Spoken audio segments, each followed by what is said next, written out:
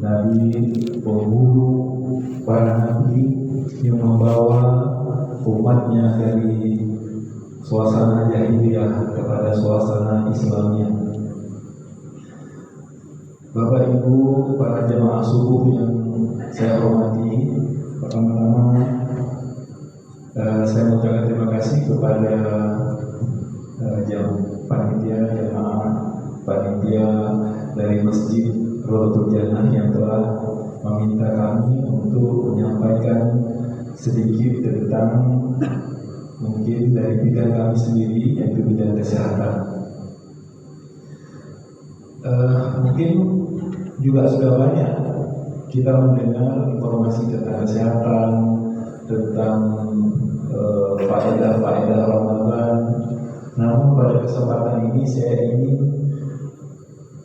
mengetuk hati kita dengan satu judul, apakah memang benar Allah itu sayang sekali kepada kita? Allah itu sayang kepada umatnya. Kalau kita selama ini mendengar bagaimana kasih sayang Allah menurut perspektif agama, mungkin semua kita tahu. Namun kalau kita lihat dari segi kesehatan, apakah benar-benar Allah sayang kepada kita? Coba kita buktikan satu persatu pada pagi hari ini. Yang pertama, kita ingin melihat bagaimana sistem pada tubuh kita yang Allah ciptakan. Yang pertama kulit, yang dari luar dulu lah, kulit.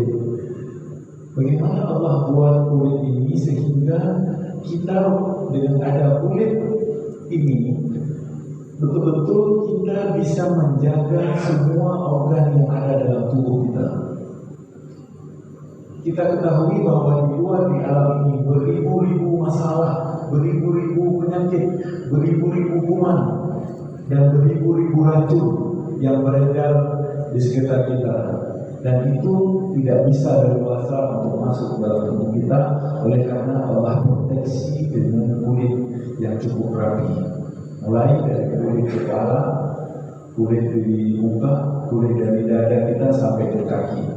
Dan setiap kulit yang membutuhkan tekanan lebih tinggi, itu Tuhan buat kulitnya itu lapisannya berlapis-lapis. Seperti di siku, di punggung tangan, di kaki, di lutut, itu kulitnya Tuhan buat spesial. Tidak sama dengan kulit yang ada di pipi. Kulit di pipi ini Tuhan buat selembut mungkin sehingga kita menjadi alat perasa yang paling mudah di luar tubuh kita. Makanya kalau kita mau bersalaman, setelah kita salaman dengan tangan, kita bisa bersalaman dengan pipi. Artinya apa? Kita bisa merasakan perasaan bagaimana teman salaman kita ini, apakah dia memang mempunyai perasaan yang sama dengan kita atau tidak, adalah dengan kita bisa merasakan dengan pipi. Satu. Yang kedua adalah kita melihat bagaimana fungsi hidung yang Tuhan buat supaya tempat mengalirkan udara, dan udara yang paling penting dari untuk kebutuhan kita adalah oksigen. Yang paling hebat lagi, kita nggak tahu begitu banyak masalah yang ada di udara luar ini. Itu kita masukkan ke dalam tubuh kita tanpa kita sadari bahwa ini udara ini bagus atau tidak. Tidak kita ketahui. Yang kita hirup ini adalah sembarangan aja. Namun hebatnya tubuh kita ini, dia menseleksi mana hal-hal yang dibutuhkan oleh tubuh kita, mana hal-hal yang tidak dibutuhkan. Dan itu bertahap, mulai dari hidung di depan ini, kemudian hidung di dalam, hidung di belakang, sampai ke kerongkongan. Itu ada fungsinya masing-masing untuk melakukan memilah dan memperangkap barang-barang yang tidak dibutuhkan. Yang dibutuhkan saja yang masuk ke dalam tubuh kita, dalam paru-paru kita. Yang lainnya semua diserap melalui bulu hitung, melalui kelenjar yang ada dalam hidung kita, juga kelenjar yang ada dalam kerongkongan. Kepada barang-barang yang tidak disenangi, kepada zat-zat yang kurang bagus, itu semua dibungkus oleh lendir, dan beberapa saat kemudian kita batuk. Dan batuk adalah mekanisme untuk membuang lendir, membuang masalah-masalah yang kita hirup setiap saat. Berikutnya adalah makanan dari melalui saluran pencernaan. Kita makan adalah sampah. Sebegitu banyak macam model makanan yang kita makan. Namun tubuh kita itu sudah melakukan seleksi bagaimana makanan-makanan itu supaya siap untuk diserap oleh tubuh. Yang pertama adalah melalui gigi, gerigi, dan enzim yang ada dalam mulut kita. Jadi kalau makanan yang ada dalam mulut kita, kalau makanan masuk ke dalam mulut kita, itu kita punya, kita hancur-hancurkan. Kemudian kita akan keluar beberapa enzim untuk melunakkan, melembutkan makanan tersebut, sehingga pada saat masuk ke dalam usus, makanan itu sudah siap untuk diserap. Sesampainya di lambung, di usus besarnya, bahwa makanan tersebut akan dilumat lagi, akan dihancurkan dengan zat yang disebut dengan asam lambung. Luar biasa, Allah siapkan asam lambung ini, itu pH-nya 2,5, pH-nya 2,5 asam. Jadi kalau kena di kulit itu bisa melepuh kulit. Namun Tuhan buat lambung itu adalah seperti bulu-bulu karpet, sehingga asam yang tinggi dalam lambung itu tidak menggerus lambungnya, namun dia hanya merusak makanan yang sampai ke lambung. Kalau makanan sudah melewati lambung, tidak hanya makanan yang merusak, namun kalau ada bersama sampah tadi, bersama makanan-makanan tadi, kita masukkan kuman-kuman juga diselesaikan di lambung kita, sehingga makanan ini yang sudah diproses oleh lambung masuk ke dalam usus besarnya, kemudian masuk untuk diserap pelan-pelan ke dalam darah, dan kita gunakan untuk kebutuhan energi kita. Yang perlu kita ingat bahwa dari mulai kita makan, makanan itu masuk ke lambung, sampai nanti ke akhir dari usus besarnya, akhir tempat diserapnya makanan, itu butuh waktu 6-8 jam. Sekarang kita mencoba lihat apakah benar puasa ini akan membuat kita sehat, atau jangan-jangan Allah memberikan satu pemberat kepada kita, atau sesuatu ibadah yang akan merusak kita. Ya, kita lihat bahwa kalau kita lihat 8 jam makanan dari sejak kita masuk sampai habis makanan yang ada dalam usus kita diserap 8 jam. Berarti kalau kita puasa kira-kira jam 5 yang terakhir kita minum terakhir dari jam 5 tambah 8, jam 12, jam 1 ya. Jam 1. Sampai jam 1 pagi siang ini kita masih ada sisa-sisa makanan yang diambil dari usus kita.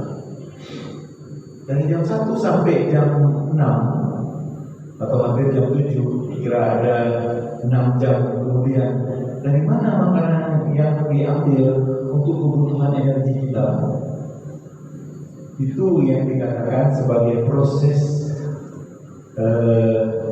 melakukan regenerasi, mengambil kembali sisa atau deposit makanan yang selama ini kita simpan. Selama 11 bulan kita melakukan deposit makanan yang luar biasa banyaknya. Ini akan menjadi penyakit kalau tidak kita bongkar deposit makanan ini, cadangan makanan yang kita simpan setiap harinya selama 11 bulan. Coba kita lihat hari-hari kita, jam 8 makan, jam 10 udah kopi, jam 12 udah makan siang, sore udah kopi dan mie lagi, maghrib udah makan malam, tengah malam dipanggil lagi itu jajan. Setiap belum sampai 4 jam kita sudah isi lagi. Padahal makanan kita tadi ke 8 jam baru habis. Sebenarnya belum habis makanan dalam perut kita, kita isi lagi. Akhirnya makanan akan diserap banyak oleh darah kita dan akan disimpan. Apalagi aktivitas kita tidak ada. Kalau aktivitas kita banyak, memang aktivitas kita full pagi, siang, malam, itu mungkin makanan-makanan yang kita makan itu terpakai semuanya. Tapi kan kita tidak. Sebagian besar banyak tidurnya malah. Ya, oleh karena itu banyak deposit ini kita bisa habiskan, bisa buang pada saat kita puasa. Artinya kalau betul-betul Allah tidak memberatkan kita puasa cuma 6 jam. 6 jam ini adalah dalam rangka untuk membuang cadangan-cadangan makanan yang akan menjadi penyakit untuk berikutnya. Yang paling hebat lagi, bahwa puasa ini betul-betul untuk menjadikan kita manusia yang bertakwa kepada Allah. Contohnya apa?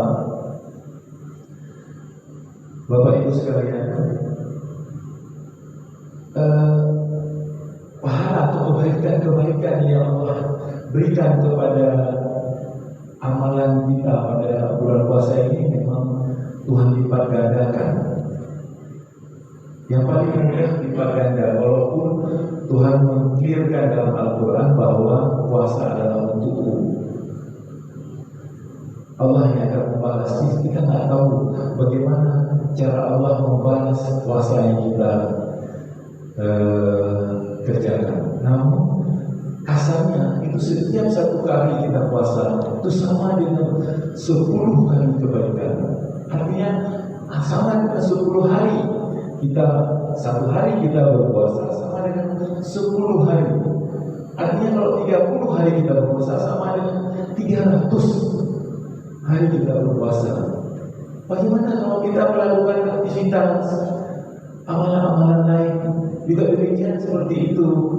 Artinya kalau kita bersedekah sama dengan 10 kali. Kalau setiap hari kita bersedekah, maka 30 hari kita bersedekah sama dengan 300 hari kita bersedekah. Kalau kita lihat dari kebaikan-kebaikan ini, Allah sangat sayang kepada kita supaya 11 bulan aktivitas kita yang tidak begitu kuat kita untuk beribadah, Tuhan kepingin perbaiki dalam 1 bulan ini. Kalau kita sungguh-sungguh, maka sama aktivitas kita itu seperti setahun sebelumnya, walaupun sebulan kita mengerjakan kebaikan. Ini luar biasa. Mana ada kebaikan-kebaikan yang ada di dunia ini yang diberikan berlipat ganda seperti itu. Malah kalau diberikan diskon 10%, 20%, tidak pernah sampai 100% sampai 200%, tidak pernah. Allah tidak pernah manusia memberikan kebaikan-kebaikan itu kepada kita.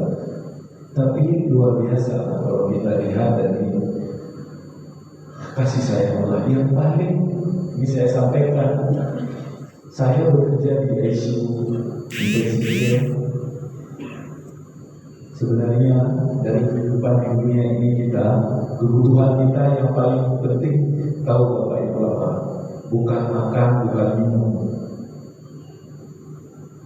Untuk menjaga bahwa kita hidup ini sadar, hanya oksigen yang membuat kita sadar. oksigen, bukan makanan. Makanan itu boleh tidak ada beberapa bulan, air boleh tidak ada beberapa bulan, tapi oksigen dalam keadaan detik saja tidak boleh tidak ada. Kalau tak percaya Bapak tinggal tutup mulut, tutup hidung sekarang beberapa detik, pasti Bapak akan pingsan. Dalam beberapa menit pasti otak Bapak akan hancur rusak dan jantungnya akan berhenti kalau oksigen tidak ada. Yang paling hebatnya lagi bahwa semua makanan minum itu harus ada usaha kita.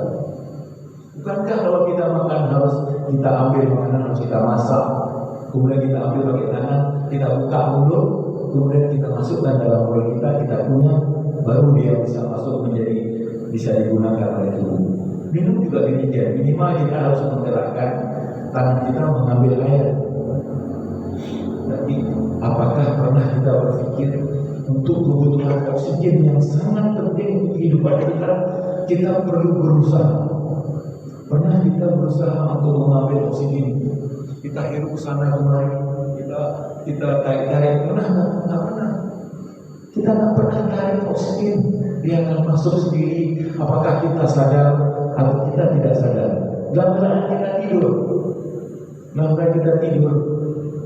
kita nungguin oksigen, udah ada oksigen nggak saya mau hirup? Nggak ada. Yang sangat dibutuhkan oleh tubuh justru Tuhan berikan tanpa perlu usaha. Ini kuncinya bahwa kasih sayang Allah itu luar biasa kepada kita.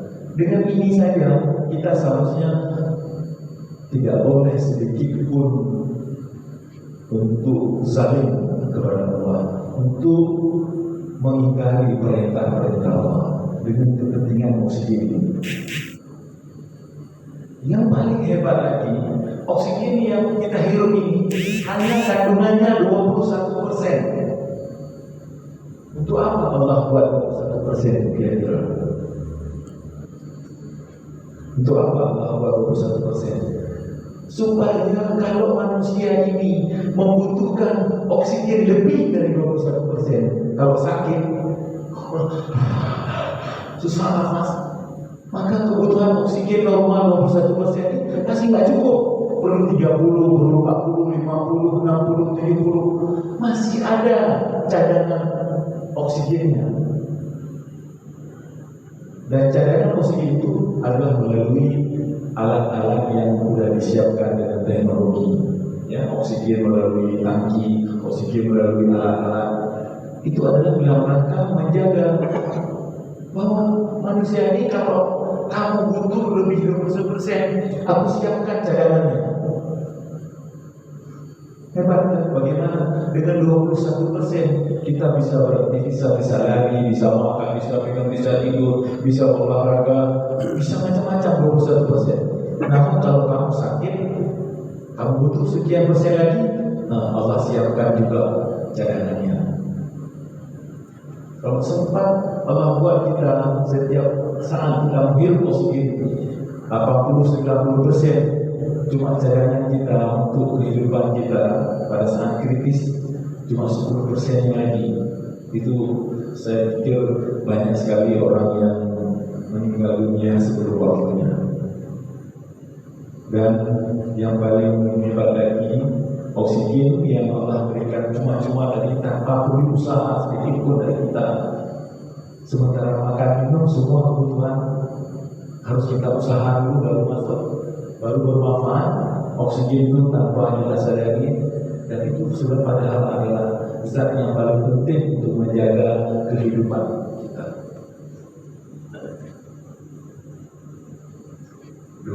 Yang paling hebatnya lagi, Allah tidak pernah hitung berapa harus kita bayar oksigen yang kita hirup.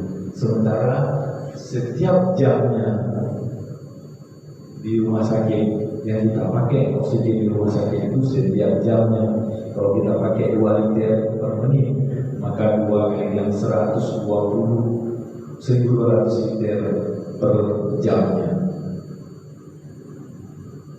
Kita bayangkan berapa liter liter per hari, berapa liter per 10 hari.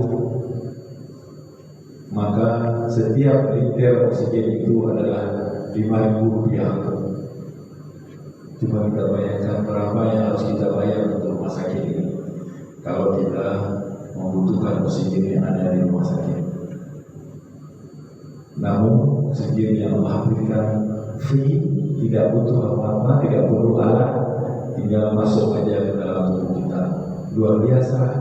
Ini yang saya bilang tadi dari awal, bahwa apakah benar Allah sayang kepada kita, Allah memang mencintai kita. Dan ternyata setelah kita coba lihat ini, apa yang tadi kita sampaikan, bahwa ini memberikan keteguhan hati kita bahwa benarlah tiada kasih sayang makhluk Allah lain melebihi dari kasih sayang Allah kepada kita. Ini menjadi pembelajaran, menjadi iktibar, muhasabah bagi kita semua, bahwa kasih sayang Allah kepada kita luar biasa. Apalagi pada bulan Ramadan ini Allah lipat gandakan apa yang kita kerjakan. Pekerjaan-pekerjaan sunnah Tuhan Allah lipat gandakan menjadi pahala wajib pada bulan Ramadan ini. Dan kalau kita bersungguh-sungguh beribadah kita dalam satu bulan ini, sama halnya kita beribadah selama setahun. Maka wajar dalam satu hadis Nabi kita menyampaikan, kalau betul-betul beribadah puasa dengan benar, pada malam hari kita bisa menegakkan qiyamul lail, maka pada akhir Ramadan kita akan putih suci seperti bayi baru dilahirkan. Dan insya Allah kepada kita semua Allah akan berikan rahmat dan hidayahnya sampai kita bisa melaksanakan ibadah puasa pada tahun ini. Dan insya Allah kalau Allah berikan umur panjang, kita juga bisa menikmati bulan Ramadan pada tahun-tahun depan. Saya pikir ini beberapa hal yang bisa saya sampaikan untuk meneguhkan hati saya pribadi, juga kepada Bapak Ibu sekalian, mudah-mudahan ada manfaatnya. Dari kurang saya mohon maaf. Assalamualaikum warahmatullahi wabarakatuh.